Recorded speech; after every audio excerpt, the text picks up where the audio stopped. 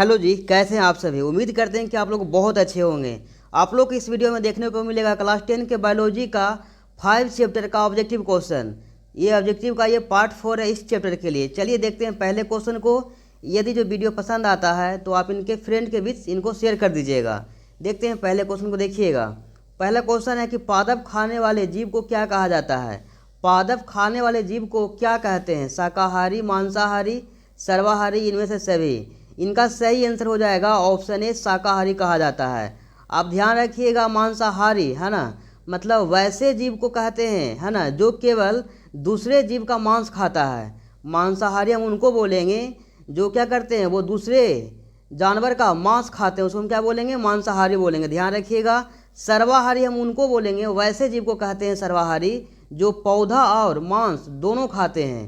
तो इनको आप ध्यान रखिएगा। देखते हैं अगले क्वेश्चन को, 2 नंबर। देखिएगा 2 नंबर क्वेश्चन है कि वायुमंडल की परतें है ना, वायुमंडल की कितने परतें हैं। वायुमंडल की कितने परत हैं। इनका सही आंसर हो जाएगा ऑप्शन सी, 5 है ना। वायुमंडल कितना परत है, 5 है। इनका नाम मैं बोल रहा हूँ, सुनिएगा। इनको लिखने का प्रयास करेंगे। पहला है क्षोभ मंडल, दूसरा है समताप मंडल, तीसरा है मध्य मंडल, चौथा है ताप मंडल, इसी को बोलते हैं आयन मंडल। ताप मंडल बोलिए या आयन मंडल बोलिए, सेम ही है। पांचवा है बहिर्मंडल। तो इनको आप ध्यान रखेंगे। देखते हैं अगले क्वेश्चन को, देखिएगा 3 नंबर क्वेश्चन है, चिपको आंदोलन का मुख्य उद्देश्य है ना। चिपको आंदोलन का मुख्य उद्देश्य संरक्षित करना था। ये था वृक्षों को संरक्षित करना है ना, वृक्षों को बचाना।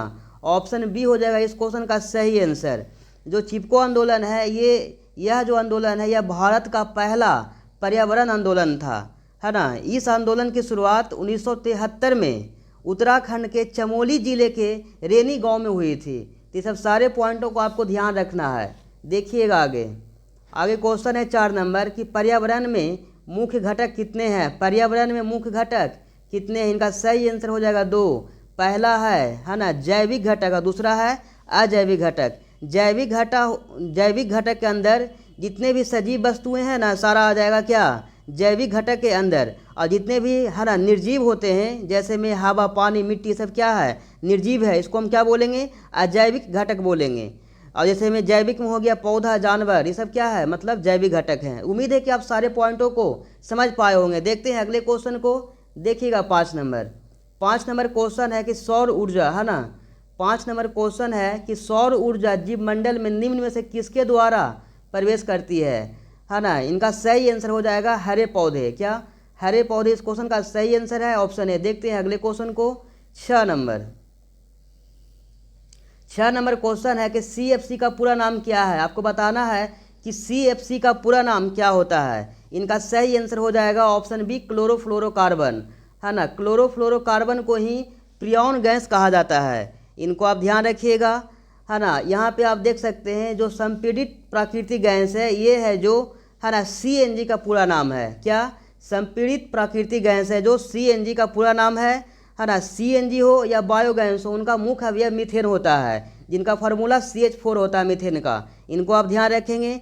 इसी से संबंधित आपको एक क्वेश्चन और पूछा जाता है LPG के बारे में है ना। LPG का पूरा मतलब नाम होता है द्रवित पेट्रोलियम गैस। LPG का मुख्य अवयव होता है ब्यूटेन। तो ये सब सारे पॉइंटों को आप नोट कीजिए। मैं बार बार बोलता हूँ कि जब भी आप मेरे वीडियो को देखने के लिए बैठिए, कॉपी पेन लेकर बैठा कीजिए और सारे पॉइंटों को नोट कीजिएगा। देखते हैं अगले क्वेश्चन को, 7 नंबर। देखिएगा 7 नंबर क्वेश्चन है कि प्रकृति में है ना, प्रकृति में ऊर्जा का मुख्य स्रोत क्या है। प्रकृति में ऊर्जा का मुख्य स्रोत क्या है। चंद्रमा, सूर्य, कोयला, पानी। इनका सही आंसर हो जाएगा ऑप्शन बी, सूर्य जो क्या है प्रकृति का मुख्य है ना ऊर्जा का स्रोत है। ये आप इनको बारे में आप मतलब ध्यान रख सकते हैं। जो सूर्य क्या है, एक तारा है। सूर्य क्या है जी, एक तारा है। जो कि सूर्य है जो है ना मुख्यतः है जो ये 2 चीज़ से मिलकर बना हुआ है, हाइड्रोजन और हीलियम से। जो कि हाइड्रोजन की मात्रा होता है 92% के आसपास और हीलियम की मात्रा होता है 7.9% के आसपास होता है लगभग। तो इनको आप ध्यान रखिएगा। देखते हैं आगे 8 नंबर क्वेश्चन को, देखिएगा 8 नंबर क्वेश्चन है कि निम्न में से कौन है जो जैव अनवीकरणीय है ना अनिम्नीकरणीय प्रदूषक है। जैव अनिम्नीकरणीय प्रदूषक के बारे में आपको बताना है। इनका सही आंसर हो जाएगा ऑप्शन सी, प्लास्टिक है ना। देखते हैं आगे 9 नंबर क्वेश्चन को, देखिएगा 9 नंबर क्वेश्चन है कि निम्न में कौन सा पर्यावरण के जैविक घटक नहीं है। क्या बोला गया, निम्न में से कौन सा पर्यावरण है जो क्या पर्यावरण के जैविक घटक नहीं है। वायु, मनुष्य, पौधे, जंतु। इनका सही आंसर हो जाएगा वायु। ये क्या है, जैविक घटक नहीं है। आपको बताए थे जैविक घटक के बारे में कि जो जैविक घटक होता है वो उनके अंदर में जितना भी सजीव वस्तुएं हैं, चीज़ें हैं, सारा आ जाएगा। जैसे पौधा, जानवर, ये सब क्या है, सजीव है, तो इनको हम बोलेंगे जैविक घटक। ये वायु क्या है, एक निर्जीव है, इसलिए इनको हम बोलेंगे अजैविक घटक। ठीक है, तो इनको आप ध्यान रखिएगा। ऑप्शन ए क्या है इस क्वेश्चन का सही आंसर है। देखते हैं आगे 10 नंबर क्वेश्चन को। देखिएगा, यदि जो आप लोग को वीडियो पसंद आ रहा है तो इनको फ्रेंड के बीच से जरूर कर दीजिएगा। देखिएगा 10 नंबर क्वेश्चन है कि पूछा गया है कि इनमें मुर्दाखोर है। आपको बताना है कि इनमें कौन है जो मुर्दाखोर, किनको हम कहेंगे मुर्दाखोर। सियार, कौवा, चील, इनमें से सभी, ये तीनों को तीनों क्या है, मुर्दाखोर कहलाएंगे, है ना। ऑप्शन डी क्या हो जाएगा इस क्वेश्चन का सही आंसर हो जाएगा। 10 का ऑप्शन डी क्या है, सही आंसर है। तो इनको आप ध्यान रखिएगा, है ना। देखते हैं अगले क्वेश्चन को, देखेंगे 11 नंबर।